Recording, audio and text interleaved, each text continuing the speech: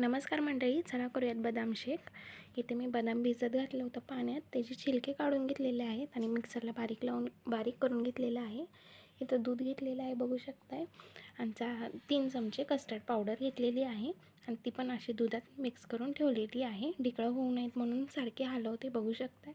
मस्तपैकी दूध गरम झालेलं आहे। यात मी 2 वाटी साखर टाकत आहे। तुम्हाला जेवढं गोड हवे तेवढं टाका। इथं बदाम चिरून घेतलेले आहेत बघा, दुधात ती पेस्ट केलेली बदामाची ती टाकलेली आहे आणि मस्त गरम केलेलं आहे। त्याचबरोबर इथे कस्टर्ड पावडरचं ते केलेलं ते टाकलेलं आहे बघू शकताय। मस्त उन्हाळा सुरू झालेला आहे, मग असं काहीतरी करायचं आणि हेल्दी मुलांना द्यायचं।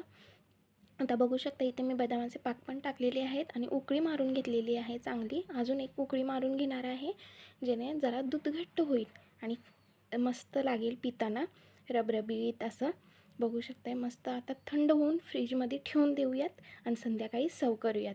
आता बघा संध्याकाळ झालेली आहे, मस्त असं दूध थंड झालेलं आहे। आता मुलांना प्यायला देऊया। मस्त तुम्ही एकदा नक्की ट्राय करा। आवडला असेल तर लाईक आणि शेअर कमेंट नक्की करा।